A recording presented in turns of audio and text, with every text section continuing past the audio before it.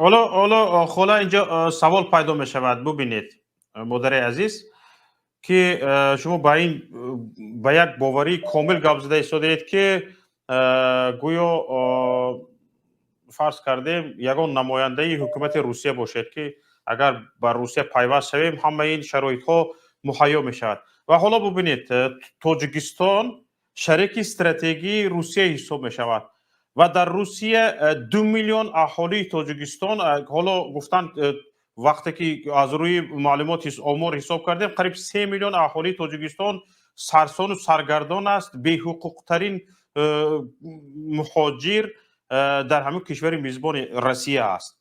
اما ببینید که حالا شریک استراتژی به این احوال است.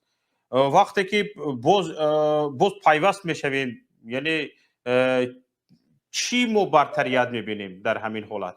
چی برتریت به میان میبینید؟ ببینید که فایده کلان تاجیکستان و تاجیکو این میشود که این دولت مشترکی بلاروس و روسیه امکانیت میتید آزادانه مردم تاجیکستان در هر جا که خواهند کار کنند و آمده در تاجیکستان اینها جای کار تشکیل کنند. زواد و فابریکه و زمین های دست این ناکسا از دست این گروه جنایتی دولتی تشکیل شده به نام پرزیدنت امامعلی شریفوویچ رحمانوف، این عائله خونخوارش و گرد و اطرافیانش گیرند. اما ببینید حالا در دست این عائله خونخوار است، یک روز ملت میتواند برگرداند بگیرد، اما به دست روسیه افتاد که دیگه دست ملت میرد این چیز. یکم حال چیز دیگر همین که یک نیمه استقلالیتی که داریم به تمام از دست میرود. هیچ وقت استقلالیت ما، بیرق ما، تمام مقدسات ما، زبان ما، کلتور، استوری، تاریخ ما هیچ جا نمی رود. مرحمت بینید، Белоруссия مگر национальность свою потерял? Нет. Флаг свой потерял? Нет. Историю свою потерял? Нет. Язык свой потерял? Нет. Вот о чем я говорю. Об обновленной присоединении к союзному государству Белоруссия и Российской Федерации. حالا ببینید روسیه به همین همسایه خودش اوکراین قریب که همزمان، همزبان، همدین خودش از ساز نگرفته شده است. چه خیلی با تاجیکستان ساز میگیرد؟ ببینید که میبخشید شما تاجیکستان تماما دیگر منطقه است و منتالیته تاجیکا دیگر است. اوکراین را ببینید که امریکا محسوب میکند.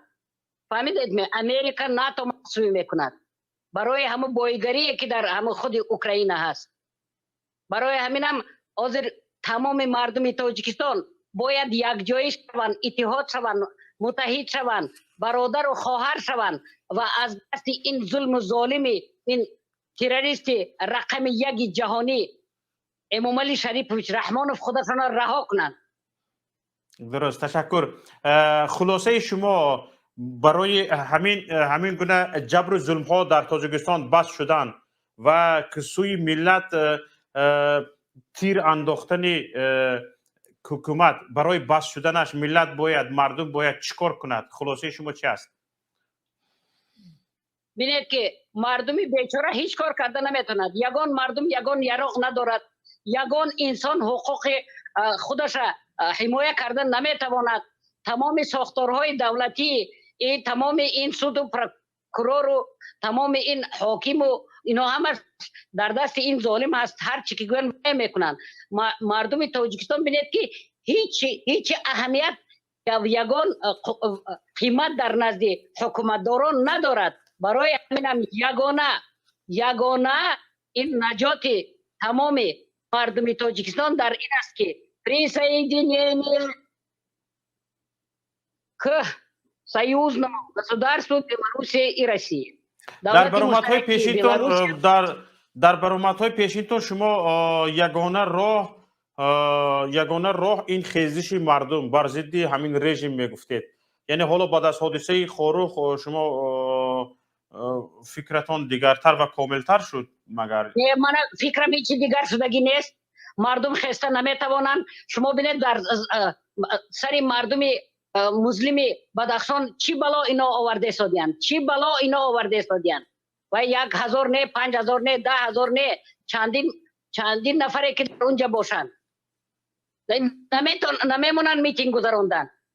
کی اجازت میکرد میتینگ گذاروندن؟ همین خونخورا در هیچ جا نمیمونن. انا برای وای اینو پلانشون با 1 میلیون مردم تاجیکستان کشتن با پلان دارن. در کجا که مردم تاجیکستان در کدام ولایت، در کدام شهر، در کدام جا که سر بلند کند و از حقوق خودش یا با بدخشان همدردی کند و یک جای شوند، اینا همشون کشته میشوند. بسیار خوب، Как تشکر можно? زیاد. Смотрите, сколько миллионы людей убиты, уничтожены, произведено массовый геноцид с 92 года по настоящее время. Как мы можем еще допустить, чтобы наших братьев, сестер, наших сыновей, наших матерей, наших мужей, наших родных убивали? Как это можно? Это никогда нельзя позволить. Надо их оружие направить против них самих. Освободить таджикский народ от этого гнета, от этого рабства, от этого преступника. До каких пор можно? На самом деле, дальше это терпеть никак нельзя. Потому что они никогда не дадут объединиться таджикскому народу. Никогда не дадут таджикскому народу, чтобы он выступал в защите своей конституционной законности, прав своих. Поднять свой голос, требовать то, что ему положено. А ему положено все богатство, что в Таджикистане, что в недрах земли, что в воде, что везде. А что он получает? Пулю в лоб, пулю в ноги, пулю в затылок. И так будет с каждым, кто поднимет свой голос. سلامت Этот باشید خولا людоед جان. ни перед чем не остановится. سلامت باشید. تشکر زیاد به شما که در برنامه شرکت کردید.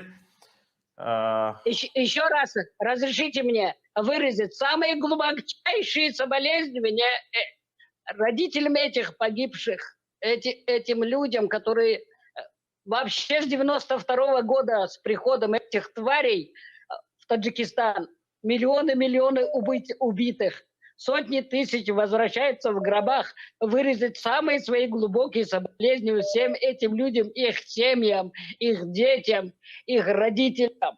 Как мы можем дальше терпеть? Дальше терпеть нельзя, надо спасаться. А спасение только в тех словах, которые я сказала. Это в самое ближайшее время надо осуществить. Почему? Потому что, смотрите, я действительно обратилась, это 21 число было через вашу передачу к величайшему из исмаилитов мира, первому лицу исмаилитов мира, Агахону IV. До сих пор все молчат. Значит, бадахшанский народ, таджикский народ никому не нужен. Это состоявшийся культурное, этот этнос, это состоявшийся тысячелетиями цивилизация Таджикистана. Мы должны все сейчас спастись. А спасение наше в единении. А единение наше находится под дулом автоматов, под вертолетными обстрелами, под обстрелами танков. تشکر زیاد.